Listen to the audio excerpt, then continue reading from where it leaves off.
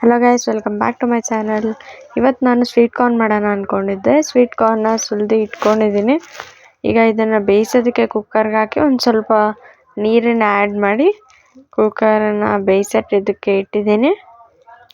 ಈಗ cooker 2 whistle ಬರೋವರೆಗೂ ಬಿಡೋಣ. 2 ವಿಷಲ್ ಬಂದಾದಮೇಲೆ ಸ್ವೀಟ್ ಕಾರ್ನ್ ಬೆಂದಿದೆ. ಸೊ ಈಗ ಸ್ವೀಟ್ ಕಾರ್ನ ನಾನು ಒಂದು ಬೌಲ್ಗೆ ಟ್ರಾನ್ಸ್ಫರ್ ಮಾಡ್ಕೊಂಡಿದ್ದೀನಿ. ಇದಕ್ಕೆ ಚಾಪ್ ಮಾಡಿ ಇಟ್ಕೊಂಡಿರ್ತಕ್ಕಂಥ ಈರುಳ್ಳಿ, ಆಮೇಲೆ ಒಂದು ಸ್ವಲ್ಪ ಖಾರದ ಪುಡಿ, ಉಪ್ಪು, ಚಾಟ್ ಮಸಾಲ ಮತ್ತು ಅರಿಶಿನ ಒಂದು ಸ್ವಲ್ಪ ಹಾಕ್ಕೊಳ್ತಾ ಇದ್ದೀನಿ. ರುಚಿಗೆ ಎಷ್ಟೆಷ್ಟು ಬೇಕೋ ಅಷ್ಟು ತಕ್ಕಂತೆ ಹಾಕ್ಕೊಂಡಿದ್ದೀನಿ. ಈಗ ಹಾಕ್ಕೊಂಡಾದ್ಮೇಲೆ ಇದನ್ನು ನೀಟಾಗಿ ಚೆನ್ನಾಗಿ ಮಿಕ್ಸ್ ಮಾಡ್ಕೊಳ್ಳೋಣ.